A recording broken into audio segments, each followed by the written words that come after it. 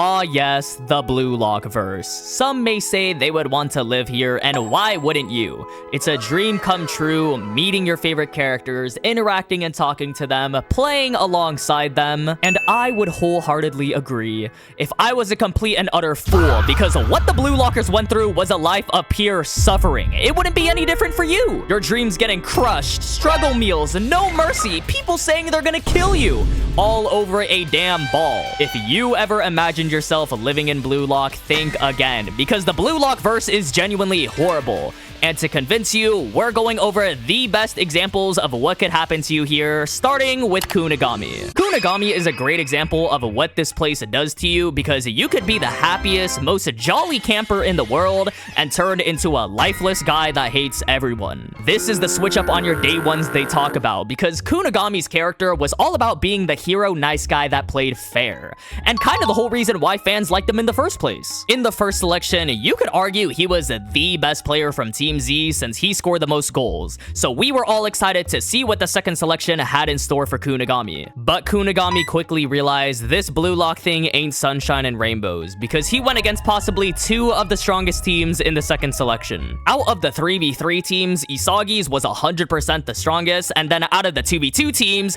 Shido and Igaguri were the strongest. So Kunigami was literally the equivalent of Jogo from JJK, going against the two strongest possible people you can face, and being called a fraud because you lost to them. I wouldn't even wish this on my worst enemy. And Kunigami wasn't picked, which means he was eliminated, and just as he was about to get on that bus to leave, you see a secret passageway called the wild card. And to this day, we don't know a single clue of what happened in there, only the result of Kunigami looking like this. What possibly could have occurred in there? Kunigami started losing color in his hair, turned from laughing all the time to not even acknowledging his friends. This is genuinely concerning. We haven't got the smallest crumb on what happened, but just off of Kunigami's symptoms, he damn near went to war in there. And that's not even the worst part, because remember that Kunigami entered the wildcard during the second selection, so it was before the U20 match. So if Blue Lock lost that match and shut down, Kunigami still would have went through the wildcard and had his personality change for zero reason. Yeah, they do not care about you in Blue Lock, bro. But if Kunigami's experience hasn't convinced you, I know something that absolutely will. The living conditions in Blue Lock. Because day 1 through like 20 in Blue Lock was pure agony. I'm talking about sleeping on hard floors, struggle meals, forcibly training like you were in the diamond gym. And let's go through each of these one by one. You weren't granted a bed unless you scored goals. Like that on paper just sounds horrible. Picture this scenario. You lose a game badly. You are down in the dumps, and you have to go sleep on this hard floor with Igaguri in the same room as you, snoring loud as hell, waking you up with his dirty feet. Yeah, that'd be about my boiling point. Peep the meals too. Rice and miso soup with pickled radish. Oh hell nah! This is the struggle meal of all struggle meals. Just straight gray loot. Zero protein was consumed here, and not to mention your side meal was based on a random ranking too. Imamura, who we know is garbage, gets bacon and eggs. Raichi gets fried chicken, and you get these trash side meals like salad or natto. But seriously, this affects your individual performance too, because you need protein in order to help build and recover muscle, especially for all the training they do. Because one look at the training and they were going through straight hell, looking like they got insomnia half the time, throwing up each and every second too. And it doesn't even matter if you're in the Blue Lock facility, because look at Itoshi Sae. One trip to Spain and he came back a completely different man. I've honestly seen this before with my own eyes, because my homie met a girl from Spain, and a few months later, he was acting exactly like bro, just down in the dumps. So something must be in the air there. But Itoshi Sae's hits deeper because his whole personality changed. He lost weight, and even went as far as to change his dream. Keep in mind that Sae is like one of the best players we've seen too, so if they're doing that to big bro, what the hell is gonna happen to us? If we're being for real, there is way too many instances, so I need to call some backup. Josh, tell them all about it.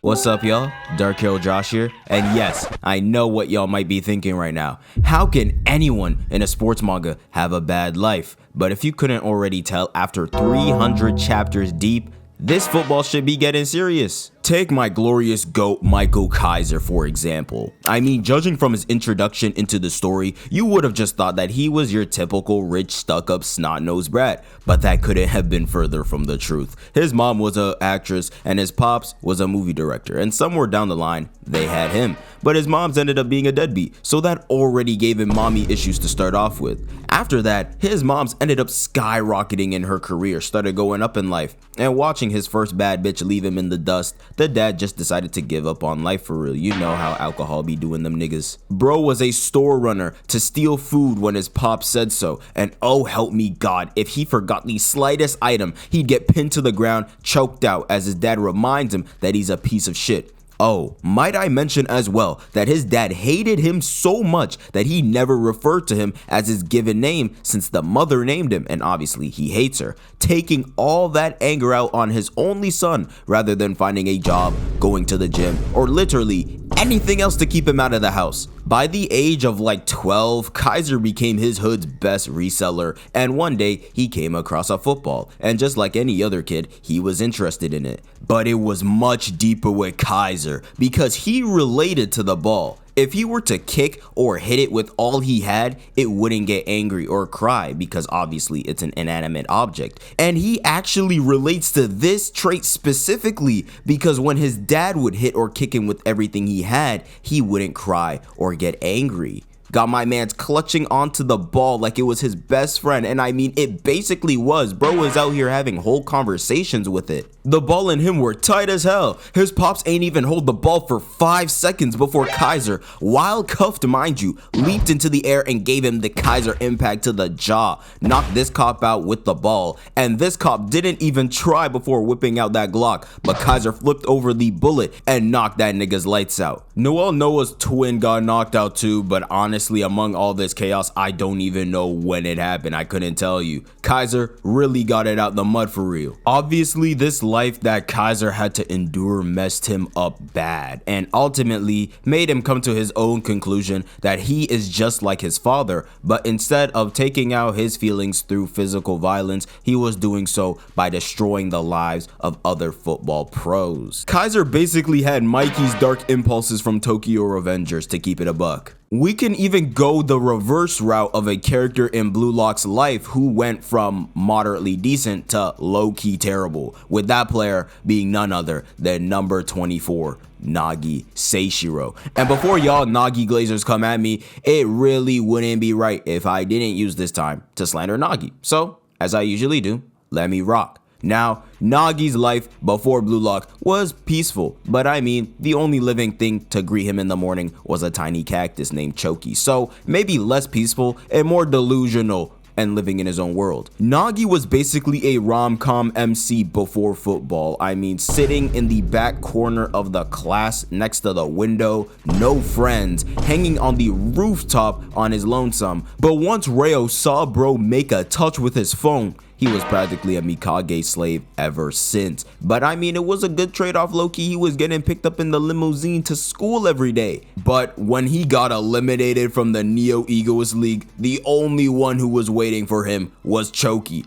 I mean, at least the plan ain't switch up on him, I guess. But goddamn, where the nigga's parents at? Now, you might be like, oh, DarkHeroJosh, this ain't even bad since Nagi did enjoy his life before BLUELOCK. But I'd actually debate that it was honestly worse. He got a taste of literally being on top of the world, making actual friends slash rivals aside from Ryo, and got that shit taken from him because he couldn't shoot the damn ball in time, getting all shaky and scared once Otoya's ass showed up. Everywhere he went, he was reminded of how much of a bum he was, so he couldn't just put it past him and forget about it. Had bro camping outside of the building like an actual bum, and was being told by Henri, the same person who recruited his ass to the program, to leave or she was gonna call the cops. To make it all worse, his best friend that brought him into the world of football switched up on his ass. Yup. Blocked bro with the quickness. Now, I'm not just gonna sit here and spread the Kaiser glaze and the Nagi hate when it actually looks like I am for real, but y'all gotta realize this football shit is serious as hell, especially in BLUELOCK. But shout out to my dog Hiryo for having me, but I'ma catch y'all. See ya. Thank you, Josh, for coming on, and thank you for saving my grandma from a house fire. Yes, that happened. I don't want any fact checks. Y'all need to go check out his channel because of that, but there are still so many cases in the Blue Lock verse we haven't covered yet, like Iemon's situation, because he had every right to be the villain. Now, if y'all don't remember, this was the goalkeeper for Team Z all the way back in the first selection. He took one for the team and put himself there, doing pretty decently, saving some shots. You can go as far to say that Team Z would have been eliminated if he wasn't in goalie, because I know damn well nobody else would have done it, and Igaguri would have been putting up XQC numbers. But his villain story starts in the second selection, because this is truly the most unlucky turn of events I have ever seen in Blue Lock. Firstly, he sacrificed himself to be a goalkeeper like the absolute dog he is, and his reward was teaming up with Imamura and Kuwan. Nah, that is a guaranteed loss if I've ever seen one. If I saw the person that betrayed my team come up to me and ask to team with me, I'm hitting him with the fattest hell no of all time. And Imamura, don't get me started on Imamura. He would find the single most helpful thing to do and do the complete opposite. Take a look at these game stats. 4 games, 1 tackle, which failed because he was dreaming about the Huzz. I wouldn't be surprised if he turned off his brain before every match. The whole reason why Iemon teamed up with them too is because he fell for Imamura's peer pressure, and he felt bad for Kuwan because he had a bad rep as a traitor. Of course, this team would get eliminated and we would never see Iemon again, but that just shows even if you're an absolute GOAT doing the best you can still lose. This might be the saddest journey we see in the whole series. You play goalkeeper to keep your team alive. Feel bad for your old teammates so you team up together. Even if you're good, you ain't winning with this team. And then you have to watch all the other Team Z players, including Igaguri, make it through, all the while earning national fame, millions of dollars in salaries, become the under 20 Japan representatives. Iemon should have came back instead of Kira. He literally would have made a better villain than him. He has a better reason. The man who lost everything. Yuki Miya is also someone that has a very hard time in this manga, a cruel fate both inside of it and outside of it. Because after being diagnosed with a condition that makes him partially blind when he's tired, he takes drastic measures like opposing Isagi. That in of itself is already pretty sad, but Yuki Miya made one huge mistake. He shook the hornet's nest of Isagi fans because now they were watching his every move with precision, watching for a singular slip-up, and slip-up he did, because Yuki Miya in the Manshine game opposed Isagi once again. After weaving some NPCs, finally getting his moment to shine, he gets in front of the goal and thinks he's gonna score. He can finally prove everyone wrong and live his dream. But then he gets denied in the last second by Chris Prince, and everyone started clowning on him. Chris Prince himself, Isagi, and most of all, the fans started laughing at him like how they laughed in One Piece. And seeing him get slandered like that for a disease out of his control, you would never want to be in the same position. His reputation inside the manga was absolutely cooked, and then outside, in real life, people were cooking him. This is yet another case of trying your best, even being dealt with the condition, and still getting clowned on. Hypothetically speaking though, let's say you are one of the better players in Blue Lock if you entered the verse. You would have everyone gunning for you, trying to take you down just like how they're trying to do it to Isagi, and at the center of it all, you would have Itoshi Rin. If you've been watching for a while, you know that Rin is my favorite character, but just imagining him as a teammate must be pure suffering, because he would never acknowledge your goals or doing anything of noteworthiness. He's saying this corny dialogue every other second, and worst of all, he's threatening your life for no reason. What was Rin even thinking of when he was telling Isagi he's gonna stab him? There is no other interpretation here. He needs therapy, not football. Then you play a game against him and you just see this freaky guy with his tongue out and a swamp spawning behind him. Can we talk about this as well? Genuinely, what is this boil, trouble, and toil aura? And to add salt to the wound, this is the last thing you see before he hits the meanest weaves on you and your whole team. And even outside of the story itself, Rin's reputation is nefarious work. Imagine having Itoshi Rin as the determining factor for someone to get into Blue Lock. They would have zero assumption this was about football. In fact, I would be willing to bet they would think Rin is coming from Tokyo Ghoul. Anytime a Blue Lock panel goes viral on social media, it's Itoshi Rin saying some outlandish BS. So imagine unironically playing and hearing this in real time. So again, never say the words, "I want to be in the Blue Lock verse." Long story short, you'd be better off in quintessential quintuplets.